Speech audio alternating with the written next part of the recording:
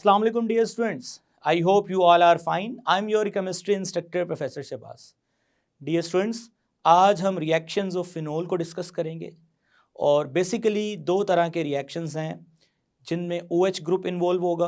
पहले तो हम ये डिस्कस करेंगे और फिर ऐसे रिएक्शंस जिनमें बेंजीन रिंग इन्वॉल्व होगी।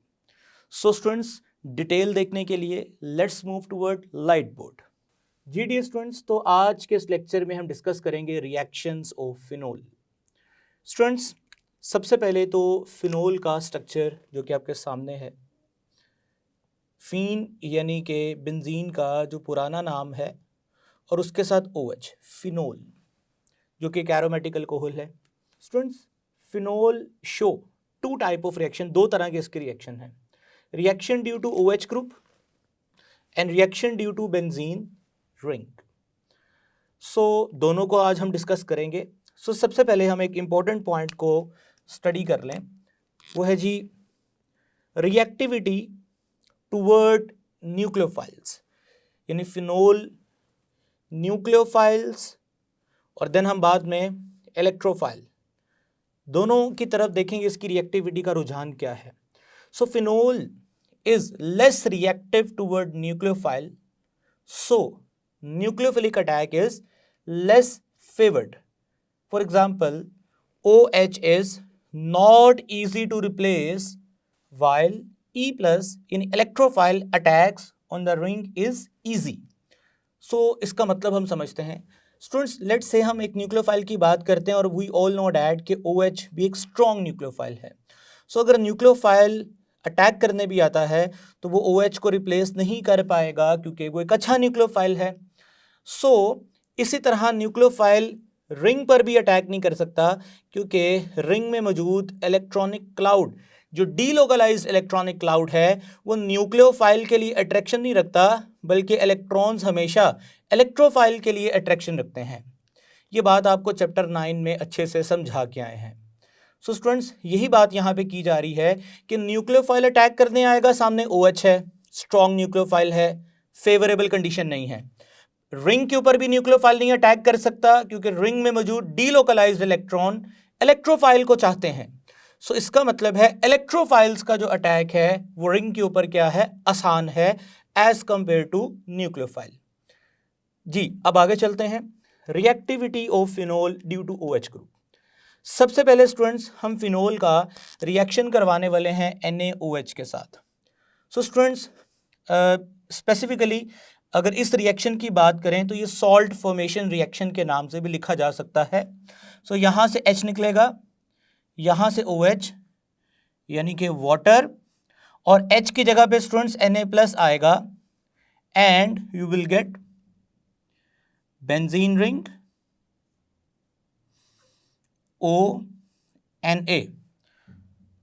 सो स्टूडेंट्स, इसका नाम होगा सोडियम फिनो ऑक्साइड, सोडियम फिनोऑक्साइड।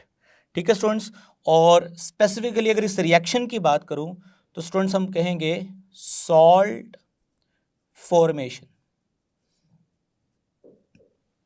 जी डियर स्टूडेंट्स, सेकेंड रिएक्शन की बात करते हैं। अब सेकेंड रिएक्शन में हम एसिटाइल क्लोराइड NaOH की मौजूदगी में उसका रिएक्शन करवाएंगे। तो स्टूडेंट्स अगेन यहाँ से H+ और ये Cl मिलेंगे और मिलकर क्या बनेगा, HCl, और ये जो कार्बोनिल ग्रुप है देन ये इस ऑक्सीजन के साथ कनेक्ट होगा and finally you will get benzene O-, जो कि कनेक्ट होगा students carbon double bond O and CH3। Students, अब ये एक एस्टर है, सो हम इस रिएक्शन को एस्टर फॉर्मेशन भी कह सकते हैं। So we can say that ester formation.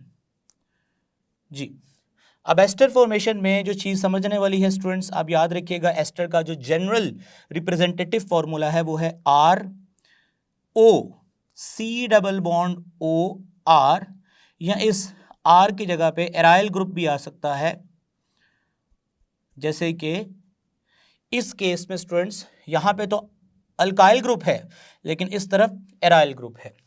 सो नाम क्या होगा स्टूडेंट्स इसका? अगेन अगर आप इसका नाम देखें तो फिनाइल एसीटेट, फिनाइल एसीटेट। तो स्टूडेंट्स हम इसका नाम मेंशन करते हैं, फिनाइल, फिनाइल एसीटेट। ठीक है स्टूडेंट्स, आई होप ये नाम आपको समझ आ गया है। अब हम मूव करते हैं स्टूडेंट्स नेक्स्ट अगले रिएक्शन की तरफ। स्टूडेंट इसमें क्या होगा, जिंक डस्ट के साथ हम रिएक्शन करवाएंगे। और याद रखिए स्टूडेंट्स, ये एक रिडॉक्स रिएक्शन है। रिडॉक्स रिएक्शन का मतलब जिसमें एक रिएक्टेंट की ऑक्सीडेशन होने वाली है और एक रिएक्टेंट की रिडक्शन होने वाली है। इस रिडॉक्स रिएक्शन में स्टूडेंट्स देखते हैं किसकी रिडक्शन होती है और किसकी ऑक्सीडेशन होती है। स्टूडेंट्स ये जिंक क्या करेगा, ऑक्सीजन को मिलाएगा और हम जिंक यहाँ पे डस्ट की फॉर्म में यूज करेंगे and you will get zinc oxide plus C6H5 और ये हाइड्रोजन डेफिनेटली अब इसके साथ शामिल हो जाएगा and you will get C6H6 called benzene. Students अगर आप नोटिस करो तो जिंक में ऑक्सीजन ऐड हुआ, सो जिंक ऑक्सीडेशन के प्रोसेस को फॉलो कर रहा है और फिनोल से ऑक्सीजन रिमूव हुआ, so we can say that कि फिनोल रिडक्शन प्रोसेस शो कर रहा है। सो यहां से एक और चीज आप कह सकते हैं स्टूडेंट्स, यहां पे MCQ आ सकता है कि जिंक यहां पे कौन से एजेंट के तौर पे काम कर रहा है। सो स्टूडेंट्स जिसकी ऑक्सीडेशन होती है वो एजेंट कौन सा होता है, रिड्यूसिंग एजेंट। ठीक है स्टूडेंट्स, चैप्टर नंबर 9 में आप फिनोल की प्रिपरेशन के अंदर ये मेथड डिस्कस करके आए थे। डियर स्टूडेंट्स इन तीनों रिएक्शन में फिनोल का OH ग्रुप शामिल है। अब हम डिस्कस करने वाले हैं reaction of phenol due to benzene ring. Students सबसे पहले आप ये जान लें कि बेंजीन के ऊपर जो ग्रुप अटैच होता है, लाइक यहां पे OH है तो हम इसको जनरली G लिखते हैं। अब ये बेसिकली दो काम कर रहा होता है। अब G के दो काम कौन से हैं, हम उनको यहां पे मेंशन करते हैं। स्टूडेंट पहला काम है behave as a director for incoming या अटैकिंग इलेक्ट्रोफाइल। 9th चैप्टर में आपको बताया कि आने वाले इलेक्ट्रोफाइल के लिए डायरेक्शन का तयन करना ये किसका काम होता है, रिंग पे मौजूद पहले से मौजूद ग्रुप के ऊपर। सो ये अब ऑर्थो पैरा भी हो सकते हैं, मेटा, जैसे कि आपने पढ़ा कि अब ये डायरेक्टर दो तरह के होते हैं, मेटा एंड ऑर्थो पैरा। जी 9th चैप्टर में ये बातें बता के आए। दूसरी चीज स्टूडेंट्स, ये जो G है जो दूसरी चीज कर सकता है, पहली चीज तो हमें समझ आ गई, जो दूसरी चीज कर सकता है इट इंक्रीज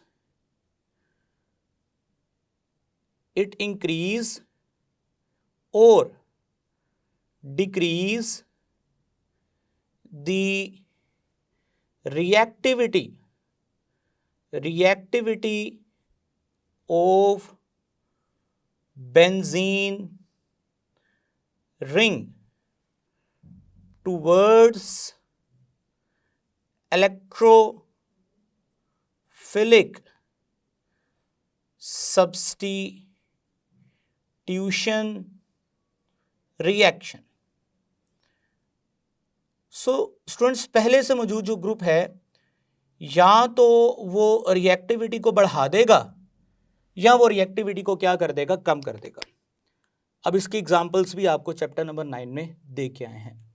फॉर एग्जांपल अगर हम स्पेसिफिकली नाइट्रेशन की बात करते हैं और फिनोल को सामने रखते हुए, सो डियर स्टूडेंट्स नाइट्रेशन एक ऐसा टॉपिक है जो आपने पहले भी 9th चैप्टर में उसको डिटेल से डिस्कस किया है, मैकेनिज्म भी आपने पढ़ी है। सो स्टूडेंट्स 25 डिग्री पे नाइट्रेशन होना ये शो करता है कि लो टेम्परेचर पे ही फिनोल की नाइट्रेशन हो रही है, जबकि अगर आपको चैप्टर 9 में बेंजीन की नाइट्रेशन याद हो, जो कि आपको स्क्रीन पे नजर भी आ रही है, सो उसके लिए आप हाई टेम्परेचर यानी टेम्परेचर थोड़ा बढ़ाते हो और साथ में सल्फ्यूरिक एसिड को भी यूज करते हो, यानी कि ये शो करता है कि बेंजीन की जो नाइट्रेशन है वो थोड़ी मुश्किल है, फिनोल की नाइट्रेशन जो है वो आसान है। सो फिनोल में मौजूद OH ग्रुप ने रिंग की रिएक्टिविटी को बढ़ाया, तभी तो नाइट्रेशन लो टेम्परेचर पे भी हो रही है। सो स्टूडेंट्स, हम नाइट्रेशन करवाएंगे, 2 मॉलिक्यूल लेंगे। सो इसी तरह से हम यहाँ पे HNO3 नाइट्रिक एसिड, सो हम इसको स्टूडेंट्स 25 डिग्री पे ही यानी रूम टेम्परेचर पे रिएक्शन होगा। सो स्टूडेंट्स, हमारे पास अगेन इलेक्ट्रोफिलिक सब्स्टिट्यूशन रिएक्शन की मैकेनिज्म चैप्टर 9 में बता के आए हैं। अब यहाँ पे मैं उसको नहीं एक्सप्लेन करूँगा। सो स्टूडेंट्स, होता बेसिकली यहाँ पे ऐसा था, कुछ थोड़ा सा मैं जनरली बता देता हूँ कि ये 2 पोजीशंस हैं, ऑर्थो एंड मेटा। अब थोड़ा यहाँ पे आपको ये बता देता हूँ कि जो हमारे पास OH ग्रुप होता है students, they have lone pair negative charge. Benzene ring में मौजूद इलेक्ट्रॉन्स को वो क्या करता है, पुश करता है नीचे की तरफ। सो याद रखिए, जब भी ये मैंने आपको निमोनिक्स समझाया था याद रखने के लिए कि जब भी रिंग को पुश किया जाएगा इसकी सरफेस फ्लैट हो जाएगी और अंदर से ये कर्व हो जाएगा इस तरह से, ठीक है।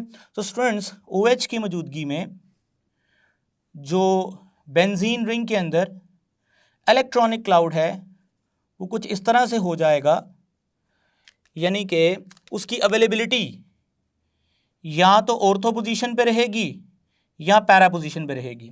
मेटा पोजीशन पे स्टूडेंट्स क्या चार्ज रहेगा, पॉजिटिव। सो आने वाले इलेक्ट्रोफाइल के लिए अट्रैक्शन रहेगी कौन कौन सी पोजीशन से, ऑर्थो और पैरा पोजीशन से। ये बात आपने याद रखनी है। सो डियर स्टूडेंट्स, सिमिलरली इसी तरह से अब ये जो रिएक्शन है इसमें जो फिनोल नाइट्रिक एसिड से रिएक्शन करेगा और नाइट्रिक एसिड से स्टूडेंट्स जो NO2 positive electrophile nitronium group produce होगा वो या तो ऑर्थो पोजीशन पे जाएगा या पैरा पोजीशन पे जाएगा। सो आपको जो प्रोडक्ट मिलने वाला है, सो एक प्रोडक्ट जिसमें NO2 ग्रुप यहां लगेगा और एक प्रोडक्ट में जिसमें स्टूडेंट्स आप कह सकते हैं कि NO2 ग्रुप जो है वो यहां लगेगा, ठीक है, क्योंकि OH जो है या ये ऑर्थो डायरेक्टर है या ये पैरा डायरेक्टर है। डियर स्टूडेंट्स, अगर आप इसको नाम दें तो इसको नाम देंगे आप ऑर्थो नाइट्रो फिनोल, और अगर आप इसको नाम दें तो स्टूडेंट्स क्या नाम देंगे,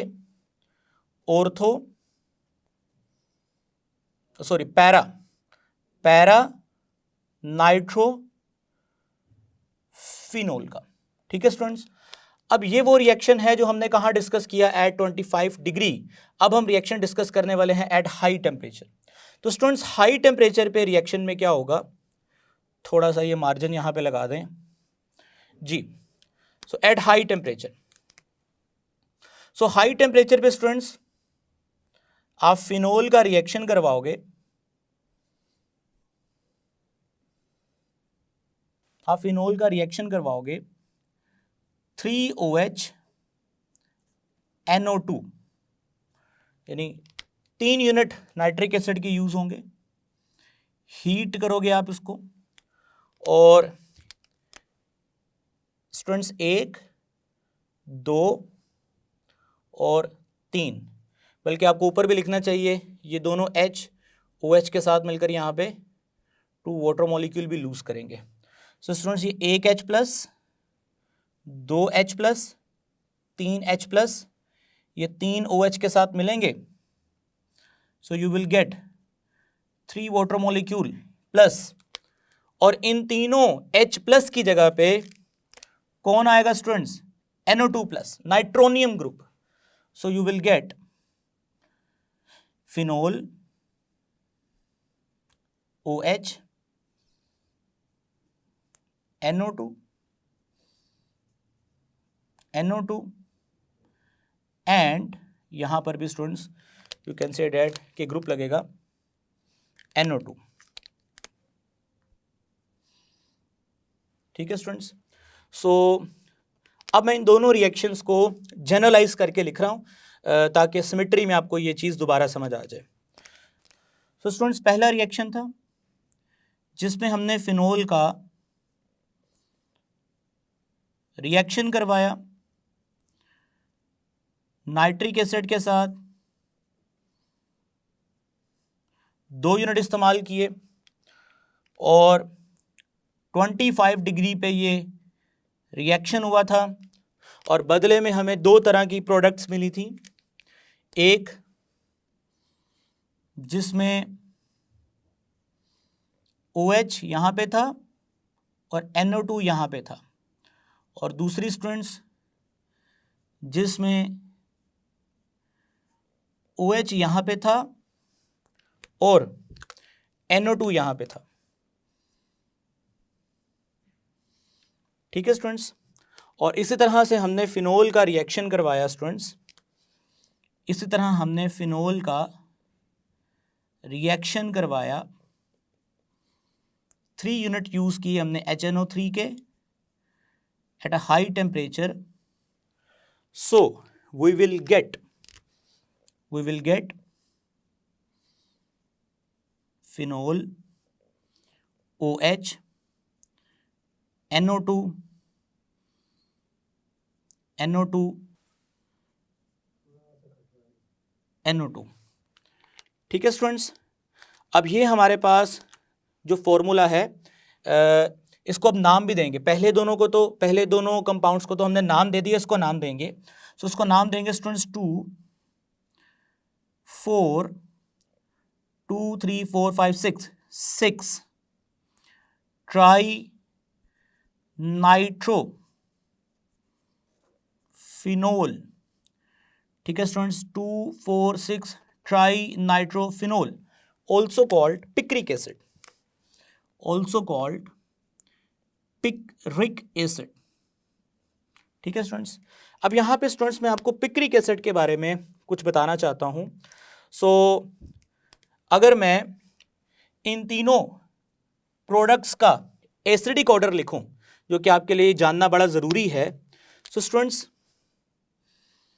याद रखिएगा कि हमारे पास सबसे ज़्यादा एसिडिक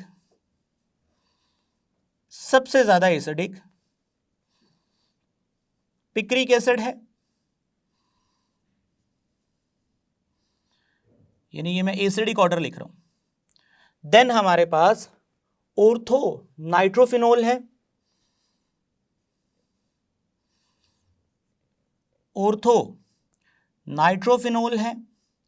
और देन लास्ट पे अगर बात करें तो स्टूडेंट्स आखिर में हमारे पास पैरानाइट्रोफिनोल है। सो अब थोड़ी वजह देख लेते हैं यहां पे। पैरानाइट्रोफिनोल स्टूडेंट्स, इससे पहले मैं रीजन बताऊं, मैं यहां पे एक छोटा सा पॉइंट क्लैरिफाई करना चाहता हूं।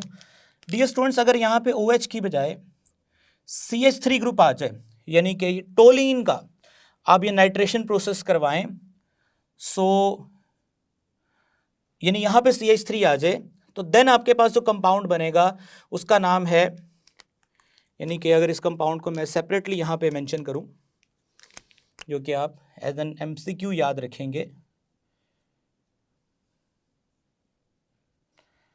CH3 NO2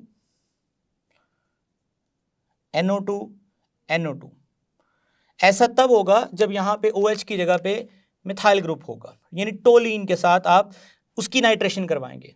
now this is TNT। Dear students, TNT trinitrotoluene. आप अगेन स्क्रीन पे इसका स्ट्रक्चर और इसका रिएक्शन भी अलग से देख सकते हैं। डियर स्टूडेंट्स, यहाँ पे इसको लिखने का जो मकसद है आपको बताना चाहता हूँ कि ये जो TNT trinitrotoluene, trinitrotoluene, ये और पिक्रिक एसिड दोनों एक्सप्लोजिव मटेरियल के तौर पे हम इनका इस्तेमाल करते हैं। So TNT and picric acid both are explosive material. So आप स्क्रीन पे देख सकते हैं स्टूडेंट्स, ये दोनों एक्सप्लोजिव मटेरियल के तौर पे काम आते हैं।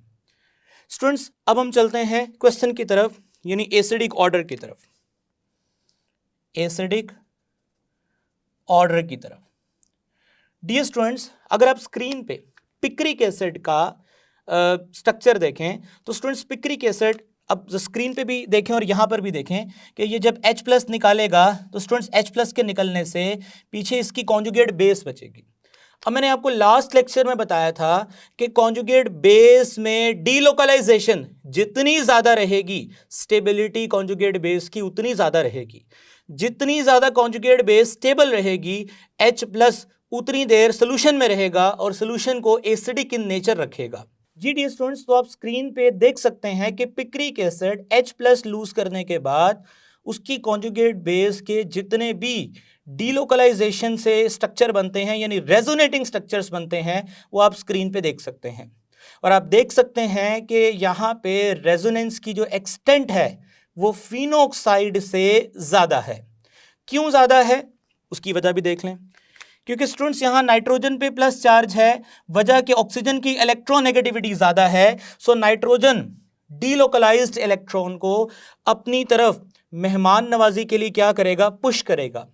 और आप स्क्रीन पे नोटिस कर सकते हैं कि जो हमारे पास डीलोकलाइज्ड इलेक्ट्रॉन है वो रिंग में तो रेजोनेंस कर रहे हैं, लेकिन साथ ही साथ नाइट्रो यानी NO2 ग्रुप के ऊपर भी रेजोनेंस का प्रोसेस शो कर रहे हैं।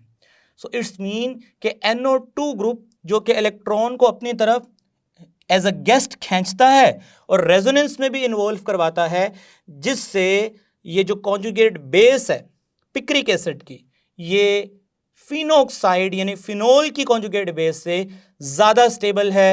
सो कॉन्जुगेट बेस स्टेबल यानी कि पिक्रिक एसिड ज़्यादा स्ट्रॉन्ग एसिड। इसी तरह स्टूडेंट्स नेक्स्ट अगर मैं बात करता हूं, ऑर्थो पोजीशन पे अगर नाइट्रो ग्रुप है तो ये जल्दी ही डीलोकलाइज्ड इलेक्ट्रॉन्स को अपनी तरफ खींच लेगा, क्योंकि करीब है। यहां से जैसे ही H+ निकलेगा, पीछे ऑक्सीजन पे माइनस चार्ज आएगा, फौरन ये NO2 ग्रुप जो है इन माइनस इलेक्ट्रॉन्स को डीलोकलाइजेशन में शामिल कर लेगा। जबकि पैरा पोजीशन पे जो नाइट्रो ग्रुप है वो दूर है, जिसकी वजह से वो H+ के निकलने से जो ऑक्सीजन पे माइनस चार्ज आएगा उनके डीलोकलाइज्ड इलेक्ट्रॉन्स को अपने साथ शामिल नहीं कर पाएगा। सो ये वजह है, करेगा जरूर लेकिन जल्दी नहीं कर पाएगा। सो इसका मतलब कि अगर ऑर्डर देखा जाए तो सबसे ज्यादा जल्दी और सबसे देर तक डीलोकलाइजेशन ऑफ इलेक्ट्रॉन्स इधर रहेगी, फिर देन इधर और इधर, और यही इनका एसिडिक ऑर्डर है। एसिडिक ऑर्डर से मुराद acidic strength order. I hope students कि आपको नाइट्रेशन का प्रोसेस मैंने काफ़ी डिटेल से बताया। अब नेक्स्ट हम सल्फोनेशन को डिस्कस करेंगे। GTS स्टूडेंट्स, तो अब हम डिस्कस करने वाले हैं फिनोल के reaction due to benzene ring, और फर्दर हम रिएक्शंस को डिस्कस करते हैं। नाइट्रेशन के बाद स्टूडेंट्स हम सल्फोनेशन को डिस्कस करते हैं। स्टूडेंट्स आपके सामने स्क्रीन पे एक रिएक्शन नजर आ रहा है, सल्फोनेशन। अगेन आपने चैप्टर नंबर 9 में इस रिएक्शन की मैकेनिज्म को डिटेल से डिस्कस किया था। So phenol react with concentrated sulfuric acid at room temperature giving ortho para hydroxybenzene sulfonic acid। Again students अगर आपको याद हो तो आपने चैप्टर नंबर 9 में जो सल्फोनेशन पढ़ी थी वहां पे आपको टेम्परेचर प्रोवाइड करना पड़ा था। यहाँ पे रूम टेम्परेचर पे रिएक्शन होने का मतलब कि OH ने बेंजीन की रिएक्टिविटी में क्या किया है, इजाफा किया है। जी स्टूडेंट्स, थर्ड रिएक्शन है halogenation. An aqueous solution of phenol react with bromine water to give white PPT of 2,4,6 tribromophenol. Students phenol का जब ब्रोमीन के साथ रिएक्शन होगा एक्वस सोल्यूशन की मौजूदगी में तो आपको 2,4,6 ट्राईब्रोमोफिनोल प्रोडक्ट मिलेगा, और साथ में जहां जहां पे Br सब्सटीट्यूट हुआ है वहां से H निकलेगा, और Br2 में से एक Br के साथ मिलकर क्या बनाएगा, HBr। स्टूडेंट्स हमारे पास ये जो 2,4,6 ट्राईब्रोमोफिनोल है, जो कि 3 जगहों पे सब्सटीट्यूशन हुई है। सो 3 जगहों पे सब्सटीट्यूशन के लिए कितने Br यूज होंगे students? 3 molecule of Br2 use होंगे, जिनमें से 3 सब्सटीट्यूट करेंगे और 3 H के साथ मिलकर क्या बनाएंगे? HBr बनाएंगे। डियर स्टूडेंट्स, ये जो प्रोडक्ट बनी है ये वाइट पीपीटी यानी कि पीपीटीज की फॉर्म में कंटेनर के बॉटम पे नीचे प्रेसिपिटेट की फॉर्म में बैठ जाएगी। और याद रखिएगा ये एक आइडेंटिफिकेशन टेस्ट के तौर पे भी ये रिएक्शन यूज होता है। किस कंपाउंड की आइडेंटिफिकेशन के लिए? फिनोल को आइडेंटिफाई करने के लिए, यानी कि जिस कंटेनर में फिनोल होगा आप वहाँ पे ये टेस्ट अप्लाई करें, फ़ौरन आप देखेंगे वाइट पीपीटी नीचे बैठ जाएंगे। सो ये फिनोल की आइडेंटिफिकेशन के लिए भी ये टेस्ट यूज होता है। स्टूडेंट्स, नेक्स्ट हमारे पास फोर्थ रिएक्शन है hydrogenation. When hydrogen is passed through phenol at 150 degree in the presence of nickel catalyst, it give cyclohexanol, यानी कि तमाम बेंजीन के जो डबल बॉन्ड हैं वो ब्रेक होंगे, उनकी जगह हाइड्रोजन ऐड होगा और हमें साइक्लोहेक्सेनोल मिलेगा, यानी ऐसी अल्कोहल जो साइक्लिक है, हम उसे साइक्लोहेक्सेनोल कहेंगे। 6 कार्बन है, so that's why cyclohexanol. Student, next reaction के लिए हम लाइट बोर्ड की तरफ मूव करेंगे, रिएक्शन विद फॉर्मल्डिहाइड। जी डी स्टूडेंट्स, तो अब हम फिनोल का फॉर्मल्डिहाइड यानी कि हम इसको मैथेनल भी कह सकते हैं। सो फिनोल का मैथेनल के साथ रिएक्शन करवाएंगे, या तो डाइल्यूट बेस यूज़ करेंगे या यहाँ पे हम एसिड भी यूज़ कर सकते हैं। सो स्टूडेंट्स, हमारे पास प्रोडक्ट में ऑर्थो हाइड्रोक्सी बेंजाइल अल्कोहल बनेगा या पैरा हाइड्रोक्सी बेंजाइल अल्कोहल बनेगा। थोड़ा सा हम ये रिएक्शन देखते हैं कि ये किस तरह से ये सारी चीज़ें बनती हैं। सो स्टूडेंट्स, लेट्स से मैं कहता हूँ जी मेरे पास ये फिनोल है और फिनोल आपको पता है ये डायरेक्शन प्रोवाइड करता है इलेक्ट्रोफाइल्स को ऑर्थो पे या पैरा पे। सो स्टूडेंट्स, होगा कुछ ऐसे कि ये हमारे पास मैथेनल यानी कि फॉर्मल्डिहाइड है। मैथेनल स्टूडेंट्स इसका आयुपैक नेम है। स्टूडेंट, इस कार्बन पे क्या चार्ज है? Partial positive. ऑक्सीजन पे क्या चार्ज है? Partial negative. सो होगा क्या, थोड़ा सा मैं ये रिएक्शन को आसान करके समझाना चाहता हूँ ताकि आपको याद करना आसान रहे। सो स्टूडेंट्स, यहाँ से H+ और ये जो H+ है स्टूडेंट्स, ये ऑक्सीजन के साथ मिलेगा और जिसकी वजह से डेफिनेटली स्टूडेंट्स इस कार्बन पे क्या चार्ज आएगा? नेगेटिव। और ये नेगेटिव कार्बन इस पॉजिटिव कार्बन पर क्या करेगा? Attack. And finally you will get, although के मैकेनिज्म इसकी डिटेल से तो नहीं मैं बता रहा, लेकिन मैं आपको ये सिर्फ एक रिएक्शन को याद करने के लिए एक स्टेप बता रहा हूँ जिससे आपके लिए आसानी रहेगी। सो स्टूडेंट्स, ये हमारे पास समझ लें कुछ इस तरह से फिनोल, और ये H बॉन्ड टूटने के बाद OH, ठीक है, यानी यूं समझ लें ये बॉन्ड टूटा और यहां से H निकला और ऑक्सीजन के साथ आया, और पीछे जिस जगह पे हाइड्रोजन अटैच था, डेफिनेटली स्टूडेंट्स जिस जगह पे हाइड्रोजन अटैच था H+ के निकलने पे उस कार्बन पे क्या चार्ज आया? नेगेटिव। सो वो इलेक्ट्रॉन यहाँ पे शिफ्ट हो गए।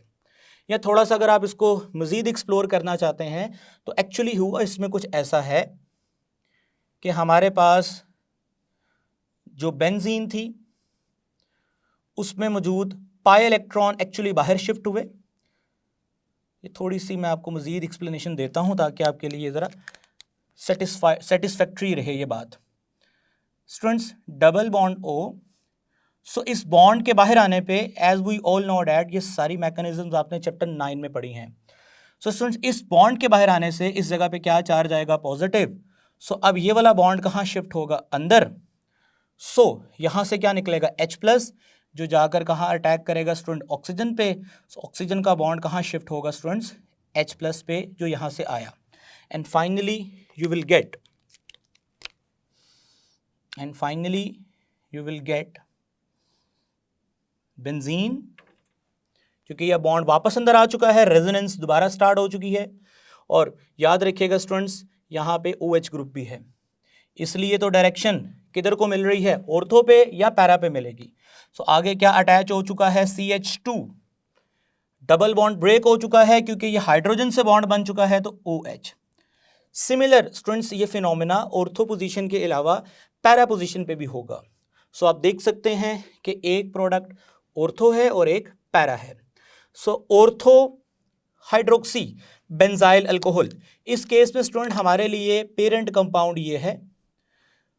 सो ये पेरेंट कंपाउंड को देखें तो ये बेंजाइल अल्कोहल है और ये फर्स्ट और ये सेकंड, यानी दूसरे नंबर पे दूसरी पोजीशन को स्टूडेंट्स क्या बोलते हैं, ऑर्थो। हालांकि जब हमने रिएक्शन करवाया इसको ऑर्थो बोला, लेकिन रिएक्शन के बाद जो फाइनल प्रोडक्ट बनेगा उस फाइनल प्रोडक्ट को हम प्रेफरेंस बेस पे नाम देंगे।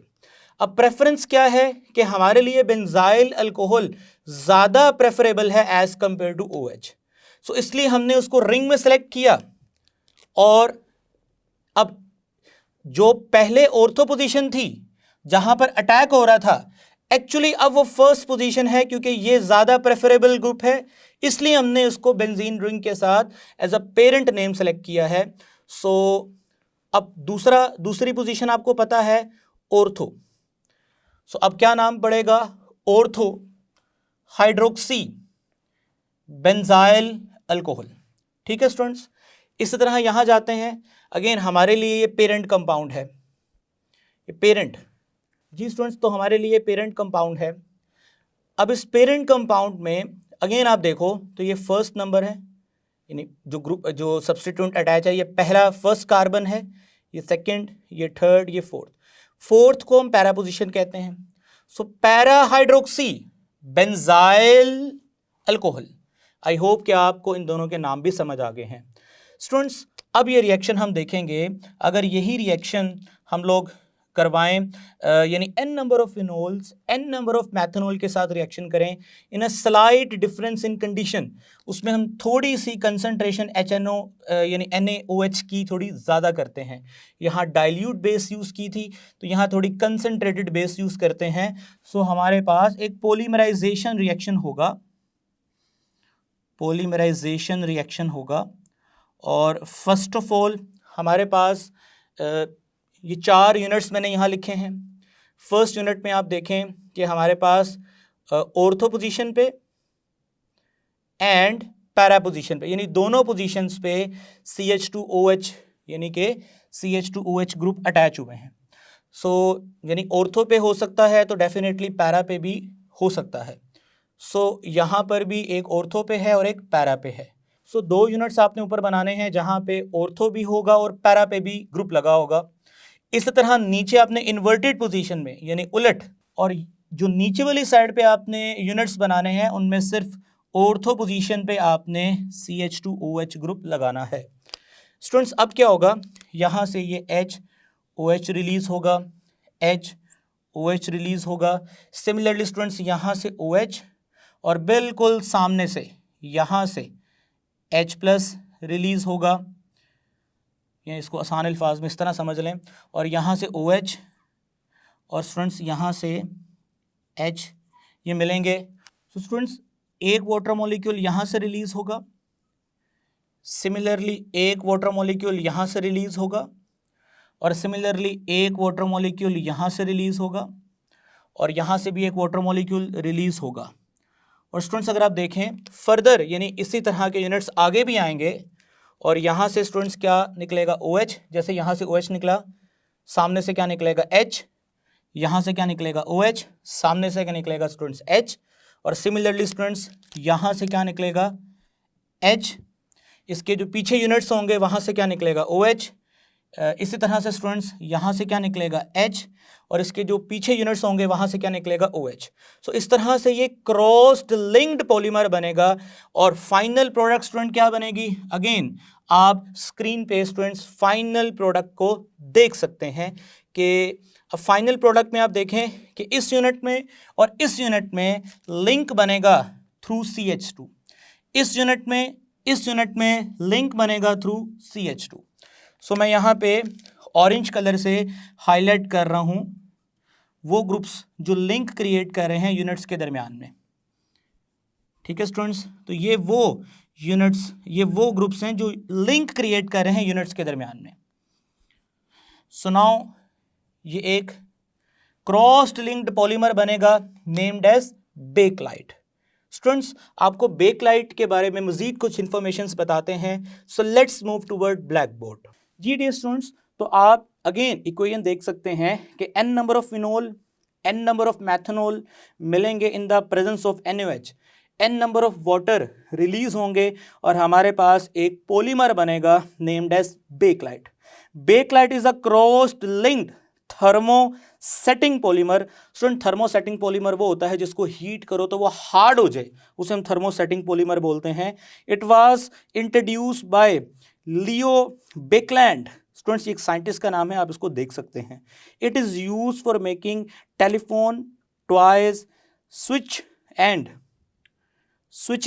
And radio etcetera.